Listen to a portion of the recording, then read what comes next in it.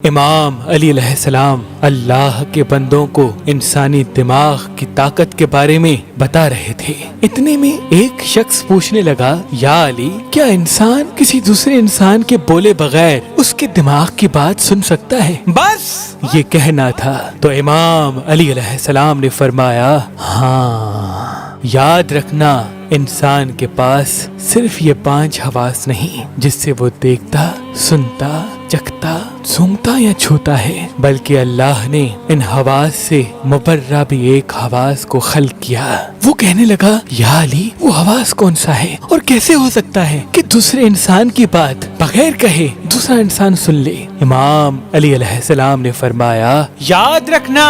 جب انسان اپنے دماغ میں کسی چیز کے بارے میں سوچتا رہتا ہے تو اس سوچ کا اثر آس پاس کے لوگوں کے دماغ پہ پڑنے لگتا ہے اور یوں ایک دائرہ قائم ہو جاتا ہے اور دوسرے لوگ اس سوچ کے اسیر ہونے لگتے ہیں، اور وہی سوچ گھر کے ماحول، محلے اور انسان کی شخصیت پہ اثر کرتی ہے۔ میں نے اللہ کے رسول سے سنا کہ کبھی بھی برا نہ سوچو، کیونکہ انسان کی بری سوچ صرف انسان کی شخصیت پہ نہیں بلکہ انسان کے گھر اور انسان کے آس پاس کے لوگوں کے دماغ پہ برا اثر ڈالتی ہے، اور خصوصاً ان بچوں کے دماغ پہ جو بچے بالغ نہیں۔ کبھی بھی اپنے بچوں کے سامنے گناہ کی سوچ کو دماغ پہ حاوی نہ کرنا۔ انسان یہ سمجھتا ہے کہ جب تک وہ کہتا نہیں کوئی سن کیسے سکتا ہے، لیکن حقیقت تو یہ ہے کہ بولنا تو صرف بات کو واضح کرتا ہے، بات کو جنم نہیں دیتا۔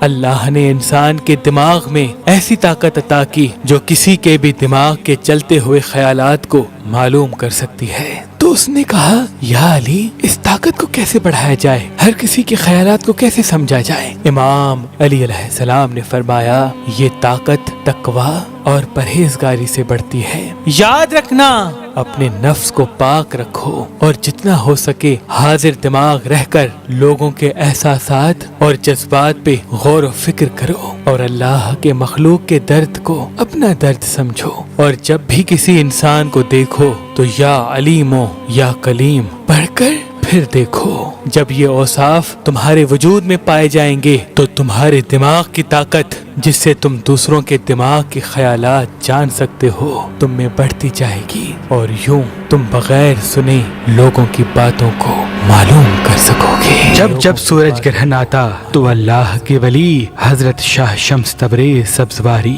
تانبے کے چھلے پہ سورج گرہن کے ایام کے درمیان اسم اعظم دم کرتے۔ اللہ کے فضل و کرم سے وہ تانبے کا چھلا خاص اسم اعظم کی برکت سے لوح شمس بن جاتا، اور یوں وہ چھلا پہننے والا تمام نحس اثرات سے اللہ کی پناہ میں رہتا۔ جہاں جہاں قدم بڑھاتا کامیابی و کامرانی کے اسباب اپنے قدموں تلے پاتا۔ اسی رسم کو سید حسن کبیر الدین، سید صدر الدین، سید تاج الدین، سید کبیر شاہ اور بی بی بادشاہ زادی اور تمام شمسی جعفری سادات آج بھی کرتے آ رہے ہیں۔ مہربان اسٹونز کی طرف سے یہ گرہن کے ایام میں پڑھا ہوا لوح شمس آج، کل اور پرسوں 13، 14 اور 15 اکتوبر 2023 تک، یعنی گرہن کے اختتام تک، یہ سورج گرہن کے ایام میں پڑھا ہوا تانبے کا چھلا مہربان اسٹونز کی طرف سے ہر پتھر کے ساتھ فی سبیل اللہ گفٹ دیا جا رہا ہے۔ یاد رہے، یہ لوح شمس محدود مقدار میں ہے، تو ابھی فون اٹھائیں اور مہربان اسٹونز کے نمبر پہ کال کر کے یہ لوح شمس جس پر خاص اسم اعظم دم کیے ہوئے ہیں آپ فی سبیل اللہ حاصل کر سکتے ہیں۔ اللہ کے کرم سے اس لوح شمس کو پہننے کے بعد تمام نظر حسد کے اثرات سے آپ دور رہیں گے، اور جو کاموں میں رکاوٹیں ہیں وہ انشاءاللہ اپنے دور پائیں گے۔